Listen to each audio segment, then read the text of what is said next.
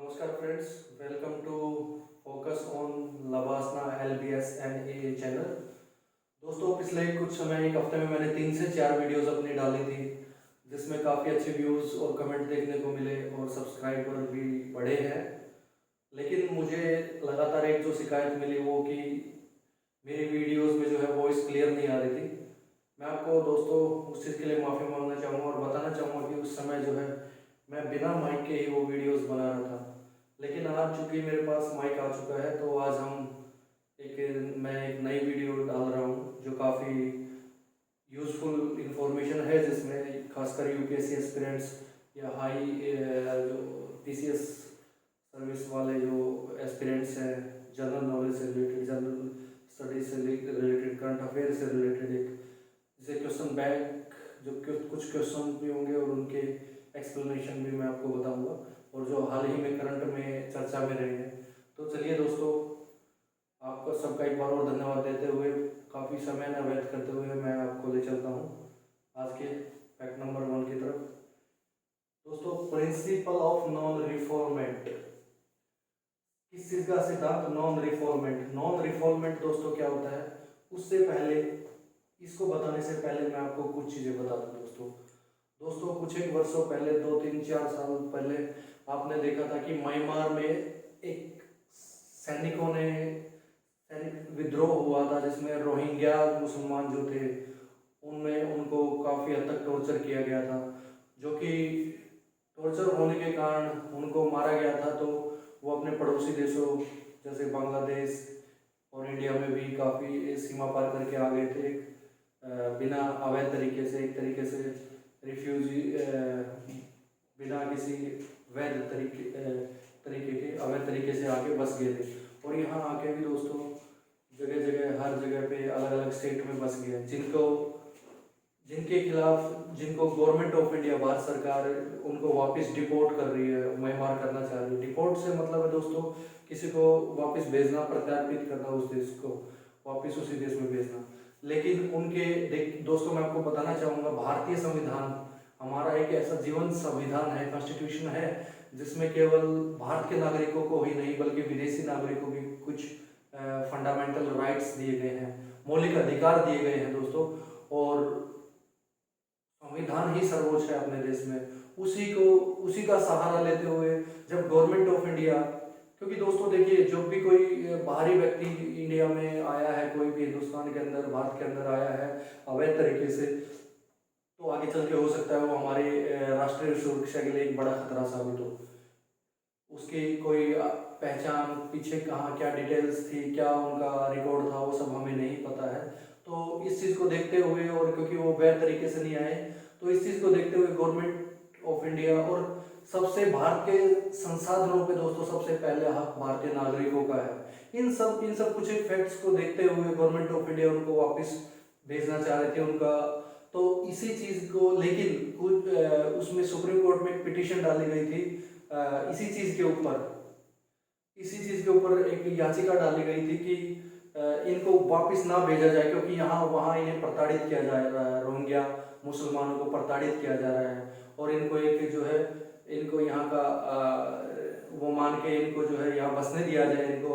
Fundamental rights दिए जाए। तो उसकी सुप्रीम कोर्ट में जो पिटीशन थी दोस्तों, उसका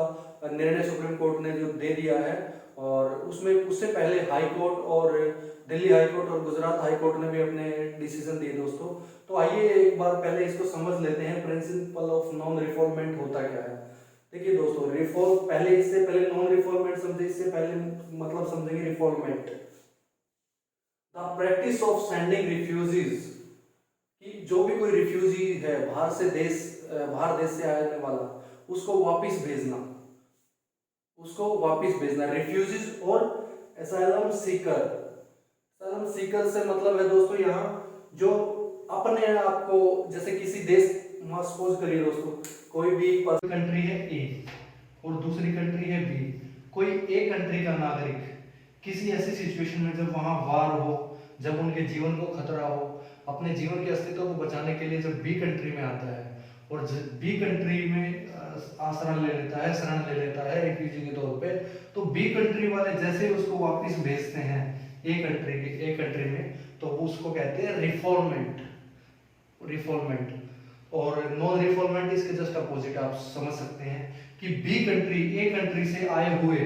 व्यक्ति को, जिसकी जान को खतरा हो, जिसके जीवन को खतरा हो, उसकी उस चीज को देखते हुए उनको अपना यहाँ रहने का अधिकार दे दे, उनको बसने का अधिकार दे दे, वो होता है प्रोसेस ऑफ नॉन रिफॉर्मेंट।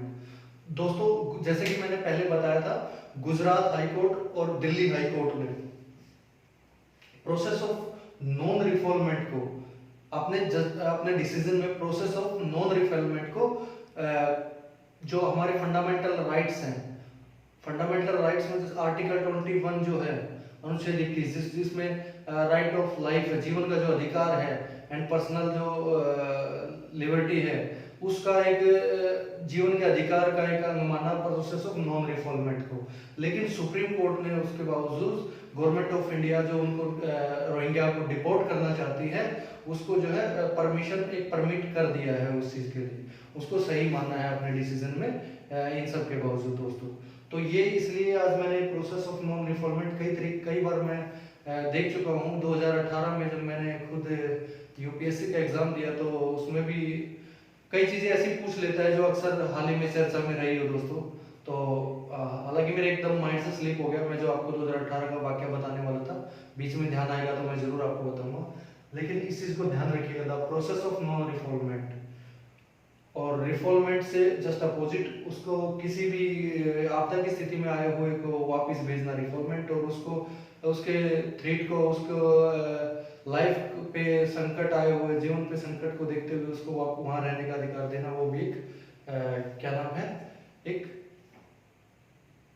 उनको रहने का वो प्रोसेस ऑफ नॉन रिफॉर्मेंट। आज ये द हिंदू में जो है टॉप एडिटोरियल था, तो उसमें लेखक ने जो है माना है कि रोहिंग्या को जो है प्रोसेस ऑफ नॉन रिफॉर्मेंट का जो है उसमें होना चाहिए, उसको कोर्ट को जो उसको ध्यान में रखते हुए इनको नहीं देना चाहिए वो, और गवर्नमेंट को इनको ध्यान में रखते हुए सब चीज रोहिंग्याओं को यहाँ रहने की अनुमति दे देनी चाहिए। लेकिन कोई सब दोस्तों हर कंट्री का अपना एक इश्यूज होता है सब। गवर्नमेंट जैसे कि भारत में बहुत सारे आतंकवादी हमले जैसे हम झेल चुके हैं, मुंबई में भी अटैक हुए थे, तो काफी सारे जो हम अटैक देख चुके हैं। तो उसको देखते हुए सबसे पहले इशू जो आता है नेशनल सिक्योरिटी का आता है, राष्ट्रीय सुरक्षा का आता है, तो उसके साथ समझौता गवर्नमेंट ऑफ इंडिया नहीं करना चाहती, इस वजह से इनको वापस डिपोर्ट कर रही है। तो चलिए दोस्तों अगले चलते हैं हम अगले क्वेश्चन की तरफ। जो ये क्वेश्चन है दोस्तों, हाल ही में गवर्नमेंट ऑफ इंडिया ने OCI, overseas citizen of India, OCI card holder जो है हमारे, उनको उनके लिए नई गाइडलाइंस जो है जारी की है दोस्तों, उनके लिए नई गाइडलाइंस जारी करी है। तो मैं इसका बता देता हूँ इसके बारे में। सबसे पहले जानते हैं दोस्तों क्या OCI कार्ड है क्या।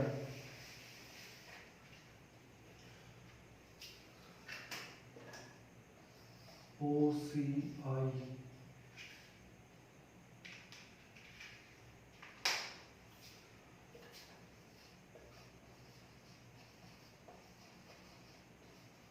Overseas citizen of India.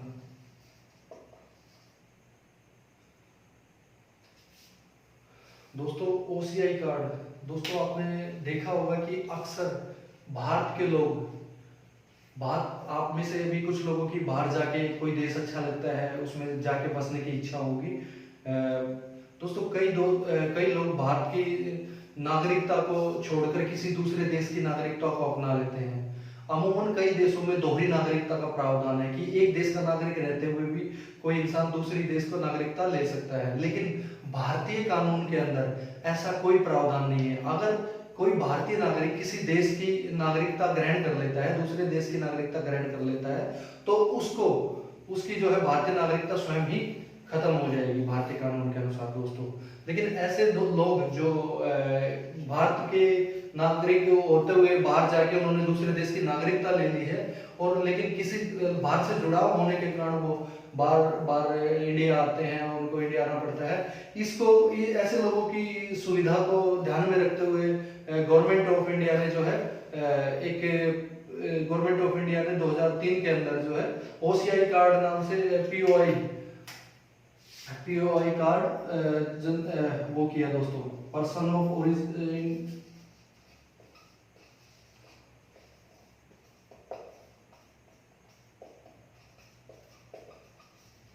भारतीय मूल का नागरिक, और एक ओसीआई दोस्तों, overseas citizen of India,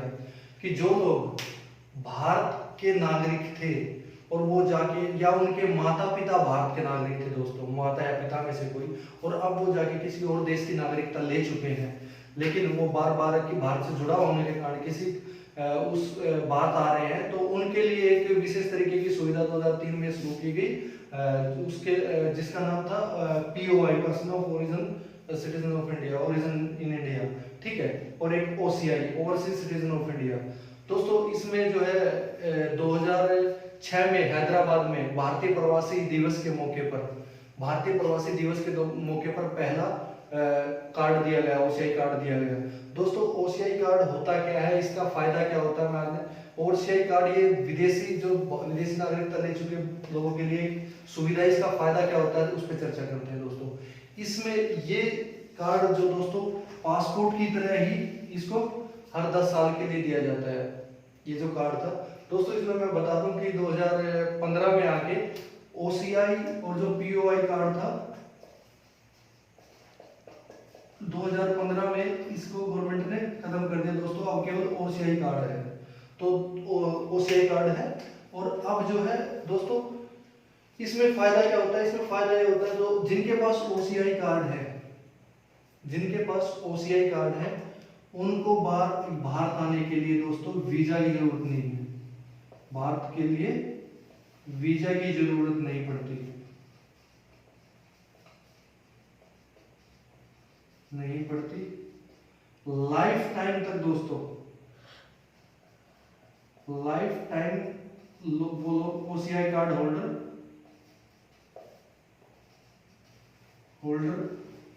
Bharat में रह सकते हैं।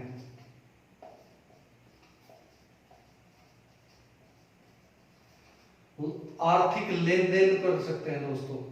भारत में रह सकते हैं, आर्थिक लेन देन कर सकते हैं, और भारत के लिए वीजा की जरूरत नहीं होती, कितनी बार भी आ जा सकते हैं, कोई पाबंदी नहीं होती दोस्तों। मैं आपको बता देता हूं कि नियमानुसार अगर कोई विदेशी नागरिक भारत में आता है और अगर 90 दिनों से ज्यादा ठहरता है, 90 या उससे अधिक ठहरता है, तो उसको दोस्तों FRRO के अंदर रजिस्ट्रेशन अपना कराना होता है। FRRO के अंदर, FRRO foreigner regional registration office, जो बाहर से विदेशी नागरिक आते हैं उनको इस ऑफिस में अपना रजिस्ट्रेशन कराना पड़ता है, अपना सत्यापन कराना पड़ता है, अपना पंजीकरण कराना पड़ता है 90 दिनों से। लेकिन दोस्तों जो ओसीआई कार्ड होल्डर है उनको FRRO में रजिस्ट्रेशन कराने की कोई जरूरत नहीं है दोस्तों। ये सब सुविधा और कुछ एक उनको राइट्स भी भारतीय लोगों जैसे ही होते हैं। लेकिन दोस्तों कुछ इन ओसीआई कार्ड होल्डर चार रेस्ट्रिक्शन है दोस्तों। तो जो